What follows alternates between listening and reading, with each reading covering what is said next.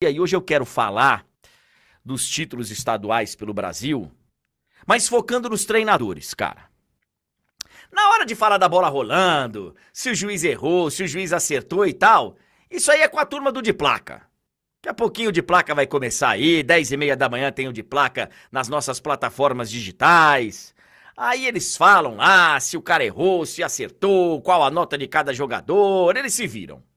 Eu aqui quero falar dessas decisões focando em alguns treinadores. E eu quero deixar aqui uma palavra honrosa, porque eu não vou conseguir falar de todos, né? Não vou conseguir falar de todos. Quero deixar aqui menções honrosas para Paulo Turra, que está começando o trabalho agora como treinador efetivo, né? Era assistente, era auxiliar do Filipão e agora é o treinador principal do Atlético Paranaense. Quero deixar aqui o registro de mais um título do Renato Gaúcho lá no Rio Grande do Sul.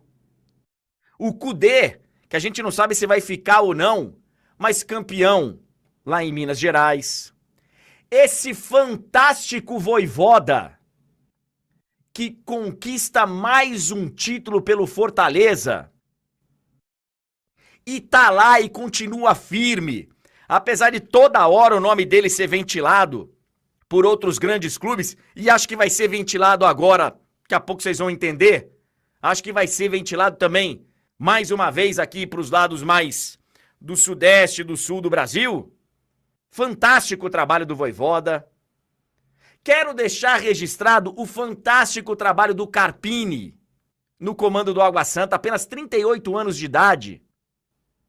Nesse segundo semestre ele vai sair, vai estudar, já tem contrato pro ano que vem no Água Santa, o Água Santa para de trabalhar agora no segundo semestre porque ele não tem competições, ele classificou pro Campeonato Brasileiro da Série D, classificou pra Copa do Brasil, mas só pra 2024.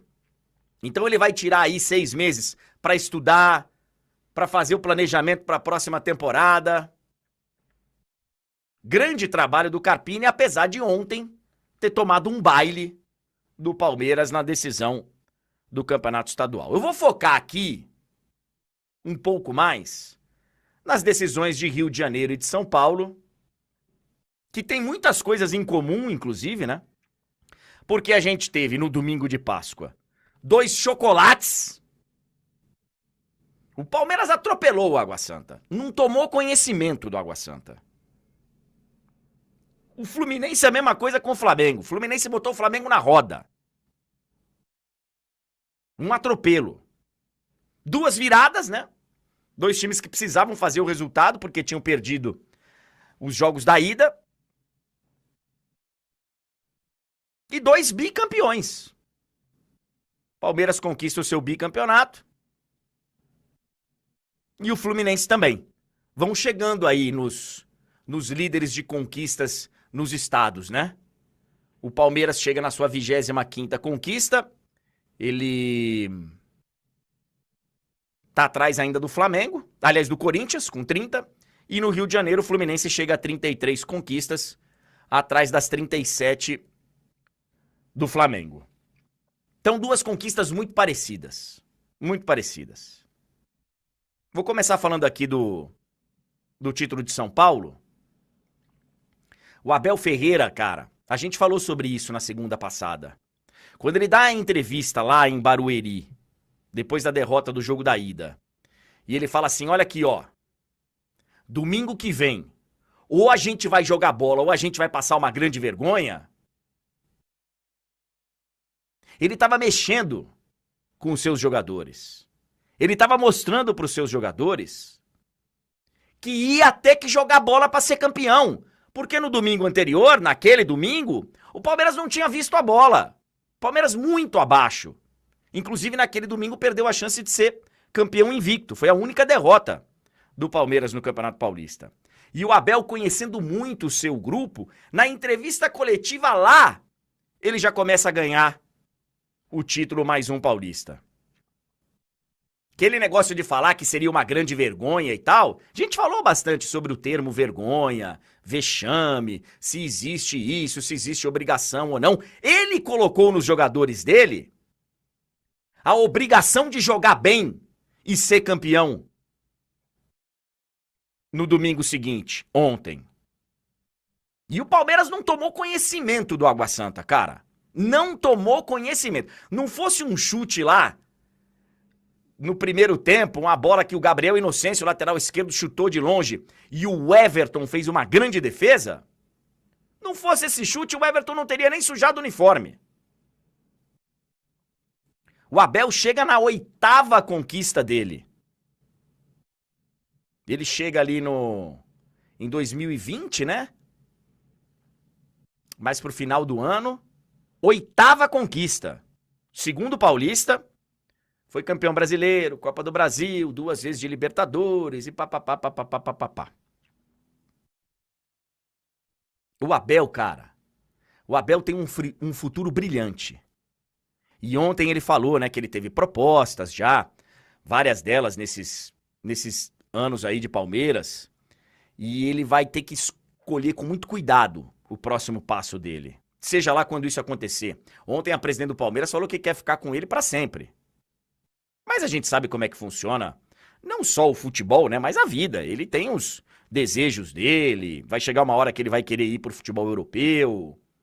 E o próximo passo dele vai ser muito interessante a gente acompanhar, cara. Vai ser muito interessante. Parabéns pro Abel. Mais um grande título conquistado pelo Palmeiras.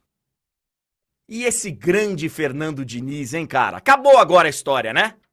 Acabou aquele papo de, não conquista nada, não ganha título. Eu sei que o futebol ele é feito nas grandes equipes e tal, ele é feito de títulos, cara. Eu sei. Uma coisa é você estar trabalhando para um time ali que revela jogadores, que de vez em quando tenta chegar, aparece como uma grande surpresa. A outra é você ser técnico de São Paulo, Palmeiras, Fluminense, Atlético Mineiro, Cruzeiro, Flamengo. Outra é você ser time grande, ser técnico de time grande. E o Diniz vinha com esse problema aí, né? Grandes trabalhos, mas não conquistava. Fez grandes trabalhos em clubes de menos expressão, fazendo com que esses clubes, né, se tornassem muito admirados. E agora, finalmente, ele chega numa conquista fantástica. Fantástica. Ele, assim como o Abel, que começou a ganhar o título na entrevista do domingo anterior, ele no jogo da Libertadores, a gente viu aí nos bastidores da Flu TV e tal, termina o jogo da Libertadores, que foi em Lima. O Fluminense ganha do Sport em Cristal. Ele, na hora ali da comemoração no vestiário, ele já fala, olha aqui, ó. Agora o nosso pensamento é o título. É o título. E o Fluminense tinha tomado 2-0 do Flamengo no primeiro jogo. O Fluminense atropelou, cara. Atropelou.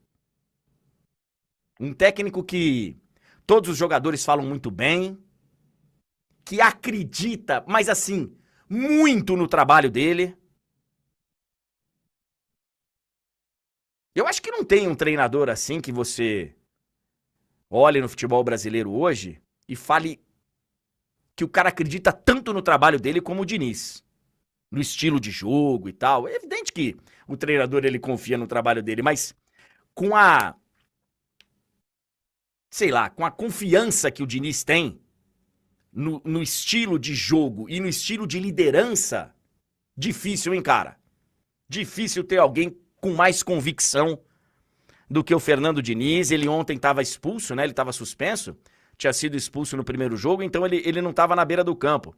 E aí ele entra no final para comemorar, dando cambalhota, e todo mundo feliz por ele, né, cara? É um sentimento que você vê que é muito verdadeiro, né? Que é muito verdadeiro, cara. Os jogadores acreditam nele,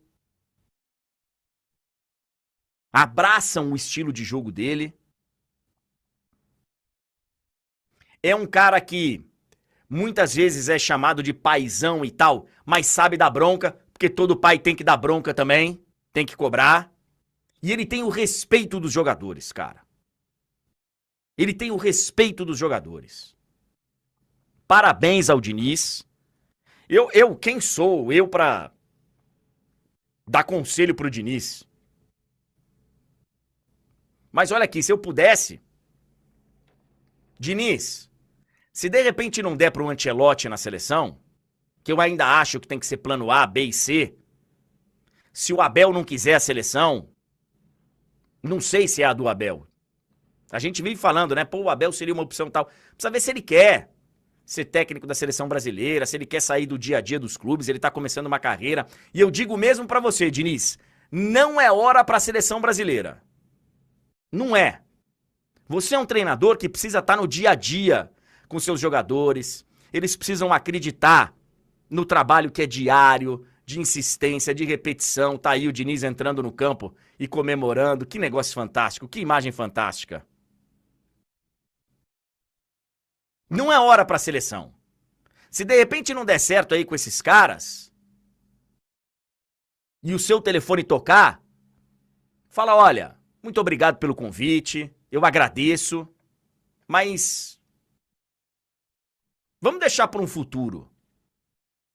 Vamos deixar para depois. O Diniz precisa do dia a dia.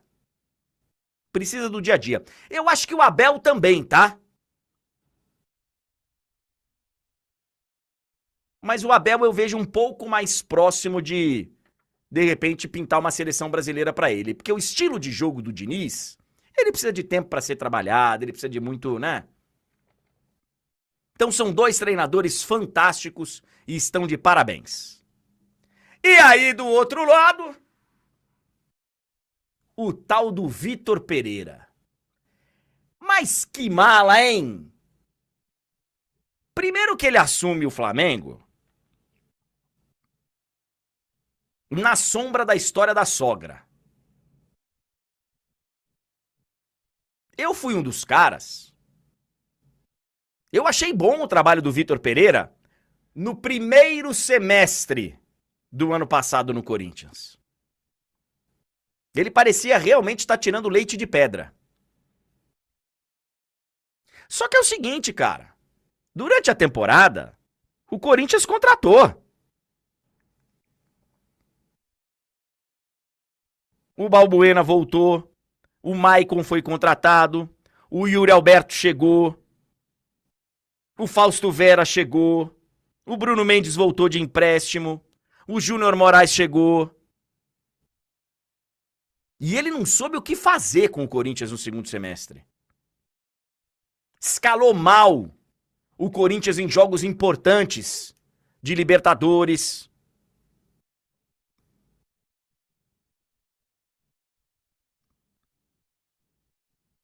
Corinthians caiu ano passado na semifinal do Paulista. Ele estava começando o trabalho dele. Cai pro São Paulo. Aí ele cai nas quartas da Libertadores pro Flamengo. Ele perde a final da Copa do Brasil pro Flamengo. Essa final da Copa do Brasil foi nos pênaltis, poderia até ter conquistado. E fica em quarto lugar no Campeonato Brasileiro de Futebol. Mas aquela sensação de primeiro semestre. Pô, cara, tá tirando leite de pedra e tal. No segundo semestre já não foi tudo isso, né? E aí, cara, vem uma das decisões mais inexplicáveis. E quem sou eu pra julgar, tá? O Vitor Pereira que cuide da carreira dele, que cuide da forma como ele se relaciona com os clubes, com as pessoas, com os torcedores. Porque o que ele fez com o Corinthians foi um negócio tão absurdo, cara, que a imagem dele... Eu não sei se esse cara consegue emprego no Brasil de novo. Eu não sei. Esse cara hoje é piada nacional. Torcedores de todos os times estão dando risada da cara dele. A história da sogra é uma das maiores infelicidades de todos os tempos. Em declarações de técnicos e justificativas de técnico. E era um negócio tão simples, cara. Eu já falei aqui uma vez, já falei nos outros programas aqui da TNT Sports. Bastava ele explicar, cara. Se apresentou no Flamengo? Gente, é o seguinte. A condição de saúde da minha sogra era uma. Agora ela é outra. Ou seja lá qual for a explicação dele, se a condição da sogra se manteve na mesma, eu não sei. Eu não sei nem como ela estava, nem como ela tá. Porque ele nunca falou. Ele poderia. Cara, ele é uma pessoa livre, ele cumpriu o contrato com o Corinthians. Foi até o final do contrato. E aí apareceu em outro clube, depois de ter justificado, falando, a minha sogra piorou, tenho que voltar para Portugal, e aparece no Flamengo. Com todos os indícios de que ele, inclusive, já tinha acertado com o Flamengo quando ele fala da sogra. Cara, era tão simples. Era só falar, eu preferi ir pro Flamengo, não queria mais o Corinthians. Foi meter a sogra no meio. E aí, desculpa, tá? Eu acho que não tem inocente nessa história, tá? Os jogadores do Flamengo são culpados também. Eu já falei aqui pra vocês história de vergonha. Tem coisas que eu não gosto de chamar de obrigação, de vergonha. Eu acho que só quando acontece um negócio fora da caixinha que você pode chamar de vergonha. Eu acho que ontem a derrota do Flamengo foi uma vergonha. Pela vantagem que tinha construído, por não ter visto a bola. E os jogadores são responsáveis por isso também. Tá? Seu Gabigol vive um momento péssimo. Uai, o Gabigol não disse que não ia mais jogar do lado do campo? Que ia disputar posição com o Pedro? Varela lá que foi contratado mal. Eu não vi o jogo, tá? Eu tô em cima das avaliações que vocês... Eu tava voltando do Allianz Parque e eu volto pra minha casa a pé, que é muito perto, e tô voltando a pé. Cada vez que eu ligo o celular, que eu vejo a atualização do resultado, é um gol a mais pro Fluminense. 1-0, saí do estádio, pum, 2-0, caraca, atravessei a rua, pum, 3-0, cheguei em casa 4-0. Tô falando aqui pelo que eu li, pelo que eu vi de análises aí dos comentaristas que viram o jogo. Gerson, longe de ser aquele Gerson antes de ter ido embora. O Fabrício Bruno disse que foi o pior jogo dele, ele que é bom jogador. Foi o pior jogo dele. Aí entraram Davi Luiz, Cebolinha, Everton Ribeiro, não corresponderam. Acho que salvaram ali o Pedro, o Ayrton Lucas e acho que o Thiago Maia. Então, assim, os jogadores também têm responsabilidade.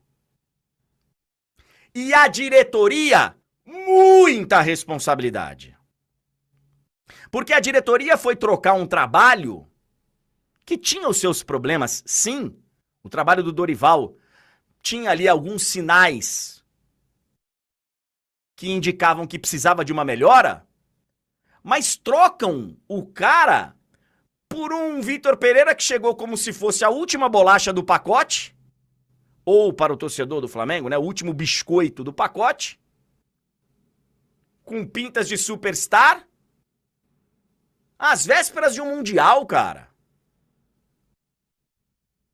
Mundial, obsessão do rubro-negro. Então a diretoria tem muita responsabilidade.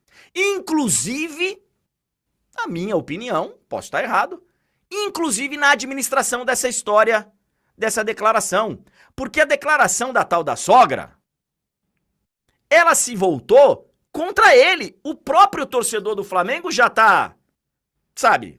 Pô, esse cara aí não dá pra confiar no que ele fala, esse cara aí é um... E eu não sei como que... Eu entendo o trabalho do setorista, e a Monique Danello daqui a pouco vai estar aqui com a gente pra falar, porque a qualquer momento ele vai cair, né? A qualquer momento. O trabalho do setorista, ele é delicado, porque você tá lá no dia a dia e tal. Mas, cara, nos meus tempos de repórter, eu ia perguntar pra ele todo dia na entrevista coletiva, escuta, como é que tá a sua sogra? Todo dia. Até ele responder, até ele falar. Até ele explicar direito a ida dele pro Flamengo. Ele é um profissional, cara. Qual o problema? Eu escolhi ir pro Flamengo. Ah, mas aí ele vai ficar mal com a torcida do Corinthians. Ô, velho. Você precisa ter personalidade. Ó, mudei de ideia, ó, a sogra melhorou, ó, era mais dinheiro, mais salário, ó, eu, sei lá, apareceu um tratamento novo pra sogra. Ele tinha que, sabe, mas ele tinha que explicar. Na primeira entrevista dele, já de cara falaram, ó, não é pra perguntar sobre esse tema. Até teve a pergunta lá da repórter da Rede Bandeirantes e tal. Mas, ó, já não é pra perguntar e tal. Como assim, velho? Como assim? No meu entendimento, no meu entendimento, o trabalho dele está. Mas assim, não é que tá por um fio. Acabou. É insustentável manter o Vitor Pereira agora. É insustentável. A partir de agora, a sensação que eu tenho, e já vamos falar com a Monique Danello, é que ele só vai conseguir ir adiando uma possível demissão. E provável demissão. E no meu entendimento, certa demissão. O Flamengo vai estrear contra o... Quem é que o Flamengo joga no Brasileirão? Contra o Coritiba, domingo. Antes tem meio de semana Copa do Brasil. Aí semana que vem tem Copa do Brasil, jogo da volta, tem mais brasileiro. Aí na outra já é Libertadores, o Flamengo perdeu na estreia. Eu acho que é insustentável. É só adiar o problema.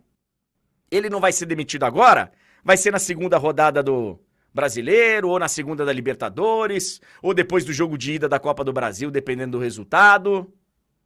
Pra mim, acabou o trabalho do Vitor Pereira. E acabou o Brasil pro Vitor Pereira. Porque a administração dele, nessa saída do Corinthians e nesse contrato com o Flamengo, foi horrorosa. Ele já dava no Corinthians vários sinais de arrogância, de prepotência.